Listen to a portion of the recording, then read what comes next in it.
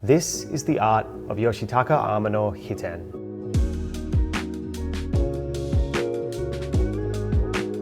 Before I start, I want to apologise for my absence over the last few months. Here at World Tree Studios, we've been busy working on a new graphic novel series. We're working with the talented artist Talia Pierce on this project, and I can't wait to go into more detail in the next coming weeks. Let's open the book. Okay, we've got the front cover here.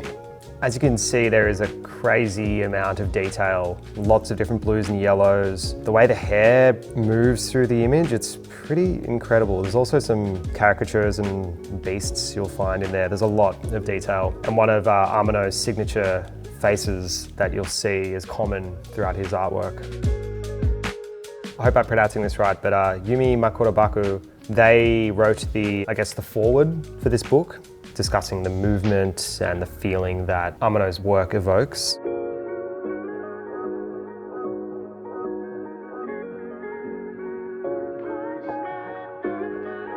Yoshitaka Amano is most famous for his concept art and logo design for the Final Fantasy video game series.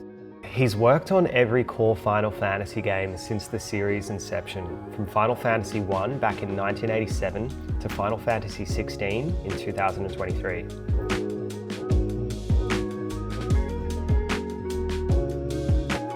He got a job when he was about 14 or 15 at a production company in Tokyo. From a young age, he showed signs that he was a bit of a master. He worked as an animator, character designer, animation director. Eventually, he felt he wanted to pivot his career and work more in the illustration space, but focusing more on cover art design for novels and graphic novels. I think he felt like he could push his own boundaries more without the confines of having to work within an animated series where each character has to look a certain way. I know that he loved receiving briefs that were usually just text only as opposed to reference images. That allowed him a lot of freedom and creativity. Okay, Vampire Hunter D. This is really cool. The cloak that's essentially creating a lot of negative space. I know that Frank Frazetta, who's a legendary fantasy artist that has influenced an insane amount of comic book artists, graphic novel artists, character designers. This scene feels like some kind of nod to him. The sort of rocky outcropping, the mountain in the background has that epic moment feel to it. Amano got a lot of influence from Western mythology as well as other Western artists. There seems to be a Greek mythology theme that kind of runs through a lot of his artwork. Okay, so we've got some concept art or cover art from the Guin Saga. Guin Saga, as far as I know, had a large influence on Kentaro Miura when he created the Berserk series. Again, this has that Frank Frazetta muscly tone to it, where there's a big focus on anatomy, but at the same time, so much movement and, I guess, abstract form. His weapon design is so detailed, like this shell that kind of wraps around at the hilt and skull. It looks like the skull has hair. I think this is Heroic Legend of Arslan. When I see the spots on the horse, it reminds me of Alexander the Great and Persepolis, his famous war horse that he loved so much. You may have noticed there's a distinctive facial style of drawing that he has, a lot of pointed features.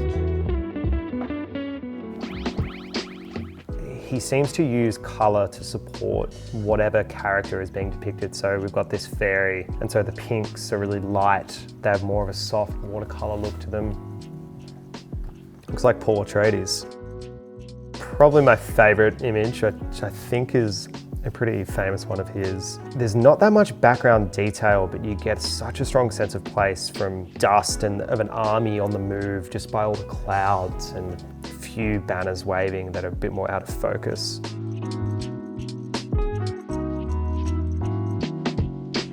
Lots of slant and tilt in the direction of the lines. He's quoted as saying in an interview I saw, "I still don't know what my art style is. I don't know what defines that Amano touch." Don't forget to like and subscribe. Let me know in the comments if you've seen any artworks that stand out to you or that I haven't called out, because there's a lot in this book.